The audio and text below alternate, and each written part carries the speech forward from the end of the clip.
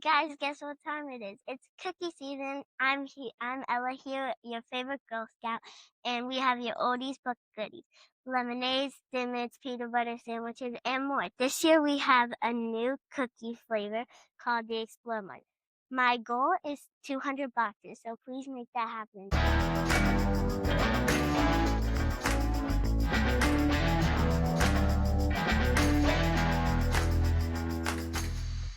You're gonna buy cookies anyway, so why not buy them from me?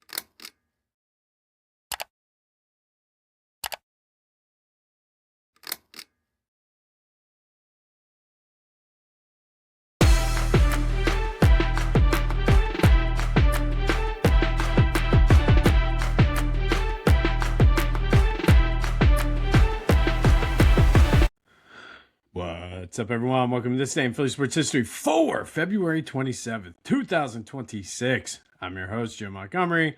Welcome to a feel-good Friday edition of the podcast. We have a big show for a Friday today, so let's get into it.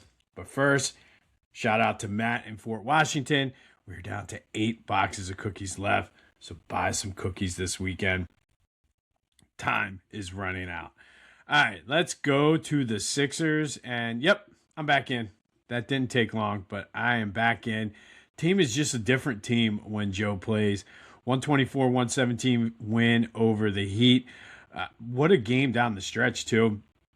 It was back and forth. Joe with a huge clutch 3 in the fourth quarter en route to 26. Tyrese Maxey with 28, including few three-pointers there that got him the Sixers all-time career leading, or making him the Sixers all-time career leader in three-point shots made with 887, passing Allen Iverson. He did it with an Allen Iverson like 9 for 26 shooting from the floor, but that's okay. But what a game down the stretch. VJ had 19, Joe with that big shot, but yep, I'm back in. Good win. Huge matchup on Sunday in Boston. I missed the first half of this game because I was watching the Upper Dublin Cardinals beat Pencrest to win the PIAA 5A District 1 title. So congrats to the Cardinals. But good win for the Cardinals. Good win for the Sixers. They're in Boston now on Sunday. But that does lead us to today's trivia question. Excuse me. If you know how I handle these trivia questions, you probably saw this one coming from a mile away. I was hoping that Tyrese set the record yesterday because I had this lined up, ready to go. And this is an interesting list. Who are the top 10 Sixers in career three-point shots made? If you're paying attention, I already gave you 2. But hit me up on the Back to the Future voice and text line 267-495-8531. or the Discord channel, which is the first link in the description. But shout out to the Sixers with a 124-117 win over the Heat. Tyrese Maxey becomes the Sixers' all-time leading three-point scorer, passing Allen Iverson. And again, if you're paying attention, you only have 8 more to go. All right, Flyers got back on the winning side yesterday, 3-2 in overtime up in New York. Matvei Michkov with 2 goals, including the overtime winner. Trevor Zegras scored the other one. And maybe it's time for Michkov. He went down to I think he was in the Caribbean somewhere and was working out over the Olympic break, getting some sun, hanging out with his lady. Hopefully he got a little bit of rejuvenation, and this is what we can expect to see from Michkov going forward, especially teaming up with Zegras like that. Not ready to close the door yet on the Flyers, but let's get some pieces in here that will be a difference maker. And speaking of that, Travis Konechny was interviewed, and basically he said the very same thing. He said the core they have is good, but they need some more quote-unquote stuff to get to the next level. So I don't know if Danny Briere and Keith Jones heard that, but hey, guys, let's go out and get Travis and Matvei and Trevor some stuff to get to that next level. They're in Boston tomorrow. They take on Boston tomorrow at home. So it's Philly-Boston weekend for our winter sports teams. But good win for the Flyers in overtime. Union are moving on in the CONCACAF Champions Cup tournament with a 7-0 win over Defender FC from the Trinidad Tobago League. Kevin Sullivan scored 2 goals and had 2 assists. If the kid can start playing like that in MLS play, look out. Of course, he's only 16, becomes the youngest player to score a goal in CONCACAF Champions Cup. We only got him for 2 years because he's going to Manchester United when he turns 18. So let the kid play. They are home tomorrow against New York City. All right, and then we got some Eagles news. And it seems like this won't die. And we talked about this yesterday a little bit. The A.J. Brown situation, how he flat out came and said it again. It's not in the business to get rid of good players. However, he's like, you listen to every call. You're not doing your due diligence if you're not. And I mentioned my house. Like, if somebody calls me and says, I'm giving you $1 million for your house, you're goddamn right I'm taking it. But people still want to take that and twist his words and say, oh, the agents. And I'll be honest, if AJ's agent is not out there kind of putting feelers out as well, I think a lot of times we forget that the NFL is a business. So it works on both sides. Howie Roseman's job is to make the team better and set them up for future success. The agent and the player are in the position, and the job is to set themselves up for future success as well. So I don't know. I mean, I've been very open about the fact for the past month and a half, 2 months, I've been looking for jobs. I have a job. I'm happy with my job. But I'd be an idiot if I wasn't exploring other options to see what the next step is. Now, does that mean I'm going to take a job just for the sake of taking a job? No. Are there times when I'm disgruntled at my job? Sure. But it's just the game you play. You got to look out for yourself, and Howie's looking out for him. If somebody comes in and knocks his socks off for a trade for A.J. Brown, A.J.'s gone. I'd be willing to say everybody on that roster, including Jalen Hurts, if he got the right offer, he would do it. So I think and I get you're trying to get the clicks and the likes and everything, but it's like, stop trying to manufacture the story and stop trying to be the one that's like, oh, I broke that story. Maybe there's just not a story to break. All right, we are winding down Black History Month, and I mentioned this, but if you haven't watched it yet, it's a 4-part docuseries on Peacock. Field Generals, the history of the black quarterback. It's outstanding from the very beginnings of the NFL through today's game. And this past episode focused a lot on Randall Cunningham. Half the episode was on Randall. And really, it was eye-opening on sort of the way he... Again, I go back to it all the time. I say he should be in the Hall of Fame for revolutionizing the game. But, like, just from not necessarily on the field, because again, I tell you all the time, and if you didn't get the pleasure to watch him, go watch Randall Cunningham clips. Dude was outstanding, had an absolute cannon for an arm, just didn't have coaching here in Philly. And the fact that he was able to be that successful without coaching just goes to tell you and show everything you need to know about Randall. But from a marketing standpoint, he really was like the first black quarterback to be a star, whether it was the endorsements. If you remember, I used to watch it religiously, the Randall Cunningham show on Channel 10, where it was like a talk show style. Whether it was the endorsement deals, he started his own brand. I think it was like Scrambling Ink or something like that. And he was the first one to really come out and say no. If you remember, when he got hurt from the pocket. So he came out and said, yep, everybody tells me to stay in the pocket. I stay in the pocket, I get hurt. I'll be back scrambling. So he really had that swag and that star appeal. I mean, he dated Whitney Houston, all of that stuff. I highly, highly recommend it. It's a great show. And then it went into Donovan and Michael Vick, both of whom played for the Eagles. Donovan was very vocal about the booing, and the whole thing frustrated me again because the narrative is, oh, Donovan was booed, but it was 30 knuckleheads from WIP. Like, just stupid. But I highly recommend the show. Lots of Eagles love on there between Randall, Donovan, and Michael Vick. And like I said, I highly recommend it. And kudos to the Eagles organization for sort of being ahead of the curve.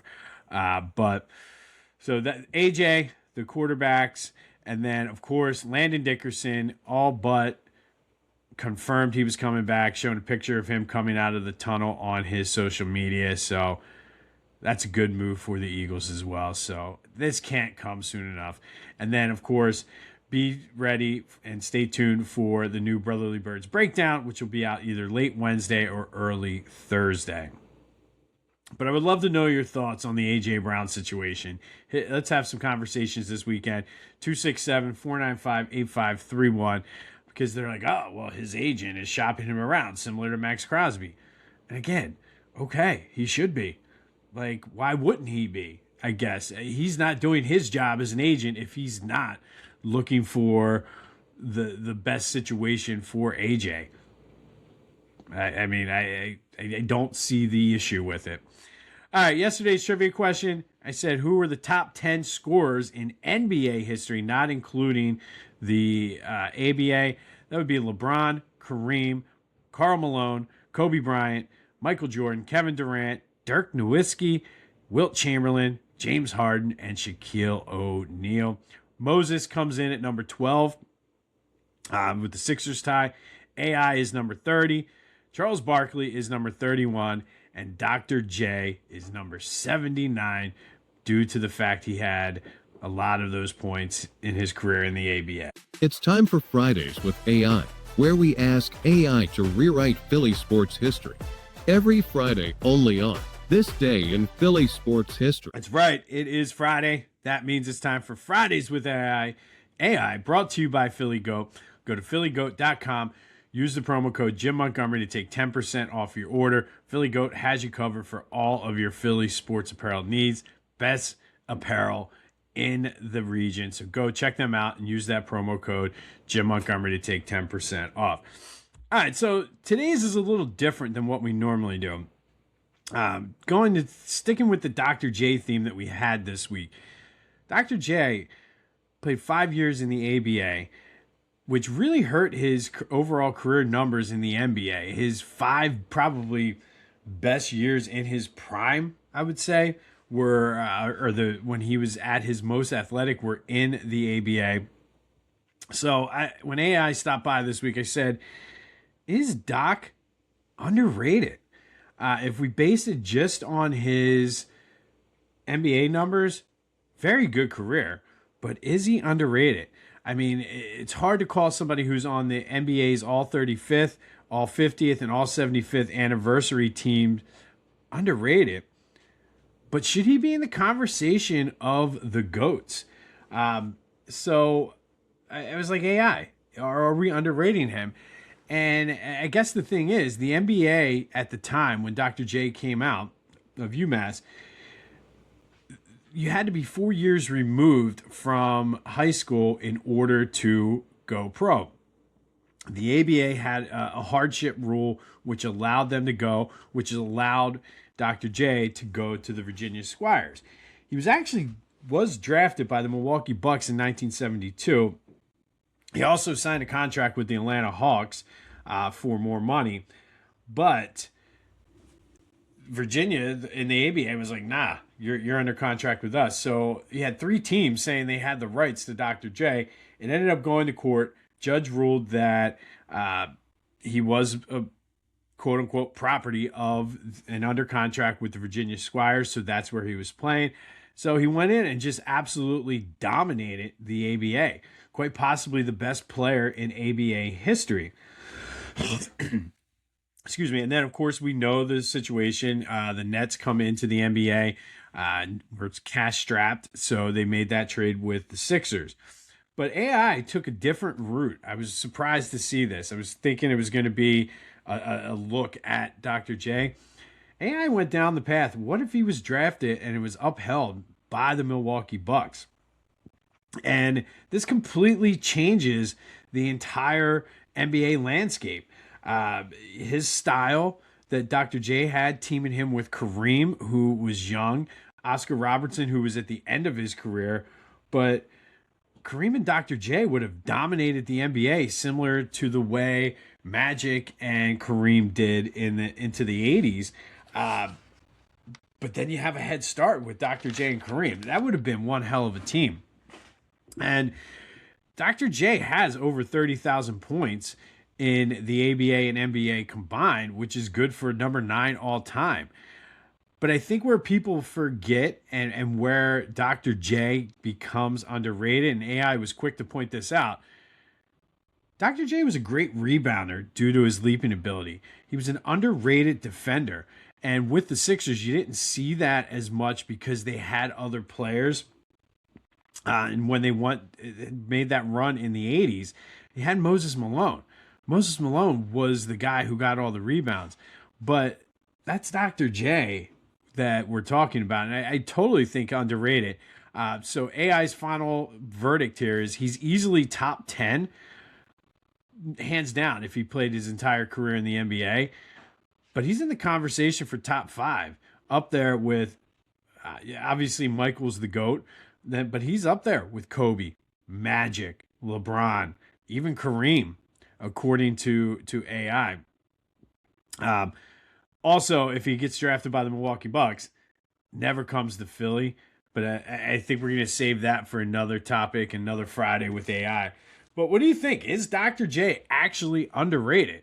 I think you can make a strong case that because of the way that the NBA does not count those ABA teams, you could certainly make the case that Dr. J is probably one of the most underrated Hall of Famers and greatest to play the game of all time. But what do you think? Hit me up, 267-495-8531 on the Back to the Future voice and text line. Lots to talk about this weekend, but that was Fridays with AI, brought to you by Philly Goat. Go to phillygoat.com. Use the promo code Jim Montgomery to take 10% off of your order. All right, some quick housekeeping. Be sure to follow me on all social media at Philly Jimbo. Subscribe to the YouTube channel, Jimbo_Mont. Continue to spread the word as we grow this thing. And of course, we're finishing up our Black History Month spotlight today. Looking forward to that. But in March, we will be looking at Philly ties in the WNBA. So also equally as looking forward to that as well. Turn heads and bring the hype with a custom hype chain from Lotwin. Perfect for youth sports, fantasy football, or just flexing your pride. Go to Lotwin.com. Use the promo code TCCPOD for 10% off your order. That's Lotwin.com. Promo code TCCPOD for 10% off. Get your custom hype chain and get hype with Lotwin. All right, February 27th. First, we're going to go back to 1981. And on this day in 1981, Flyers beat the Jets 6-3 out in Winnipeg. Reggie Leach with a goal and 2 assists. Bill Barber had 3 goals for his 6th career hat trick as the Flyers beat the Jets 6-3. On that same night, the Sixers were also out west in Utah. Struggled to beat the Jazz 87-83. They were down 5 in the 4th quarter, but went ahead for good when Darryl Dawkins hit 2 free throws with under 2 minutes to play. Bobby Jones had 20. Brian Dawkins. Darryl Dawkins had 13 points and 15 rebounds. Dr. J had 16 as the Sixers were looking ahead to the much-anticipated showdown with the Celtics a couple days later. All right, fast forward to 1988. Another Flyers game, another hat trick. This time, it was Rick Tocchet, who is our current coach, by the way.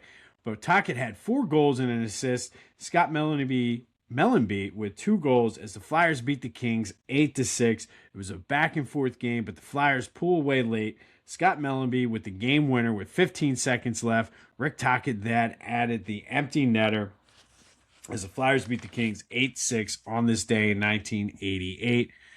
And then fast forward again to 1996. It was the District 1 Quad A semifinal boys basketball at the Palestra, Coatesville, Lower Merion, Kobe Bryant versus Rip Hamilton, and those two future NBA stars put on a show.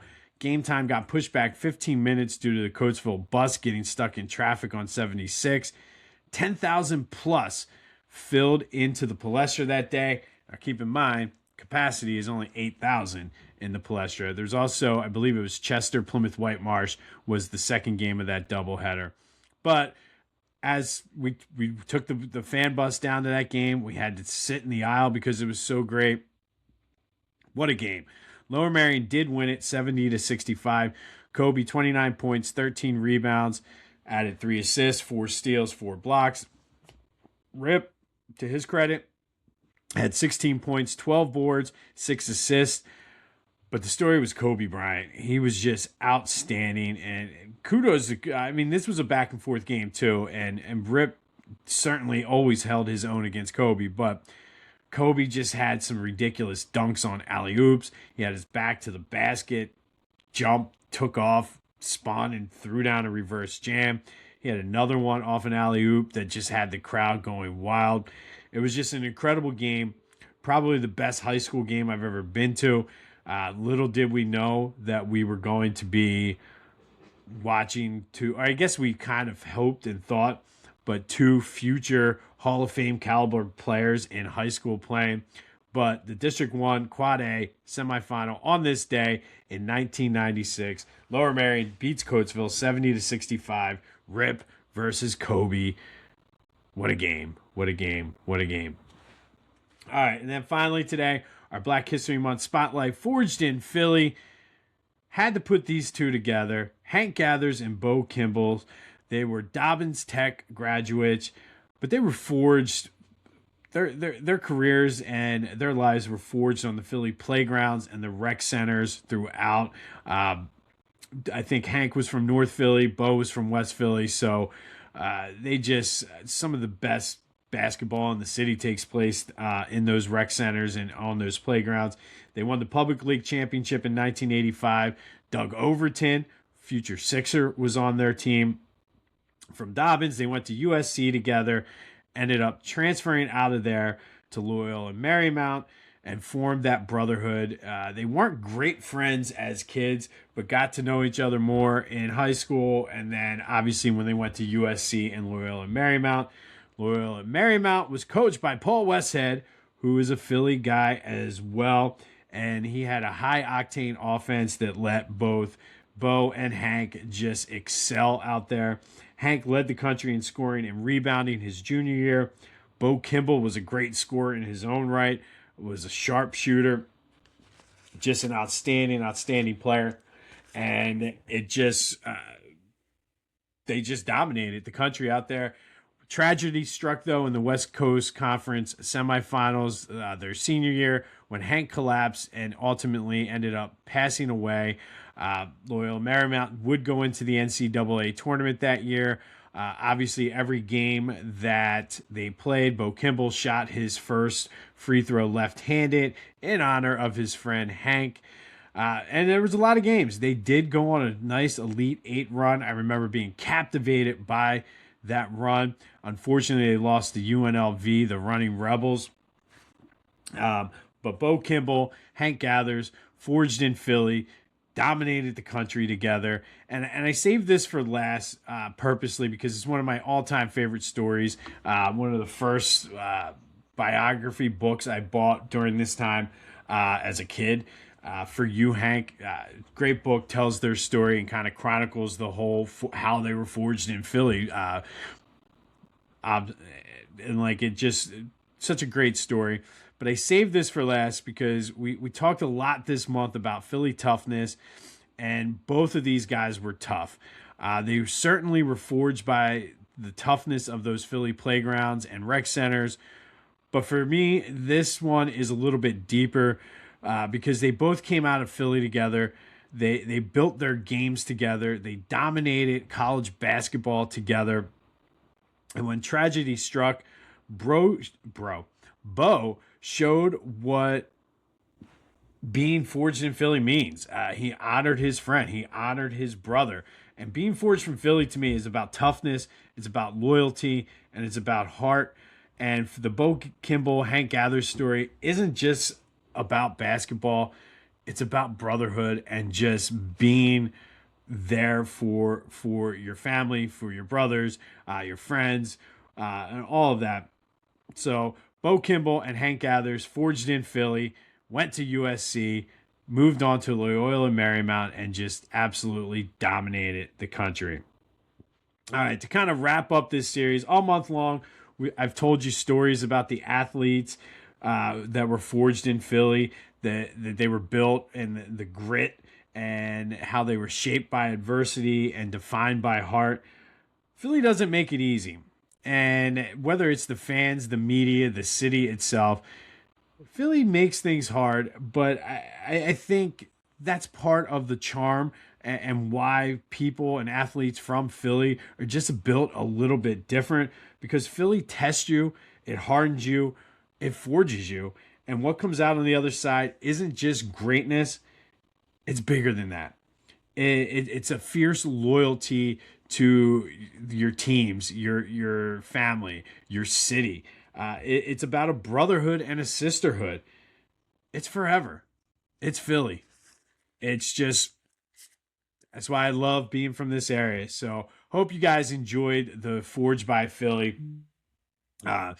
As we kind of went through and I tried to pick guys that meant something to the city, but really that the city did something for them. So hope you enjoyed that for Black History Month. Hopefully you learned some new things about some of these players. But Hank Gathers, Bo Kimble, our final Black History Month Forged by Philly, or Forged in Philly spotlight for this year. On this day in 1996, Coatesville loses to Lower Merion in the District 1 Quad A semifinal. Rip Hamilton versus Kobe Bryant. And I think this game was important because you see and saw this a lot of times in the public league or the Catholic league, where you had two soon-to-be college and NBA stars playing against each other. It's very rare to see that in the suburban setting. A lot of times you'll see one, but maybe they don't play each other like that. But Kobe and Rip, Lower Merion and Coatesville played each other a lot over their time there. So that happened on this day in 1996. 1988, Rick Tocchet with 4 goals and an assist in the Flyers' 8-6 win over the Kings. In 1981, Sixers struggled but beat the Jazz 87-83, looking ahead to a big matchup with the Boston Celtics. And the Flyers beat the Jets 6-3. Bill Barber with his 6th career hat trick. Let me know your thoughts there on Dr. J, and is he underrated? Lots to talk about this weekend. The Sixers' top 10 three-point shooter is the trivia question. Let me know your thoughts on AJ. Flyers, Sixers. Am I an idiot for jumping back on the Sixers bandwagon? Probably, but that's what I do. I'm back, baby. This has been This Day in Philly Sports History for February 27th, 2026. We'll be back on Monday to rewind the weekend. Go have yourselves a feel-good Friday. And until next time, I'll see you when I see you.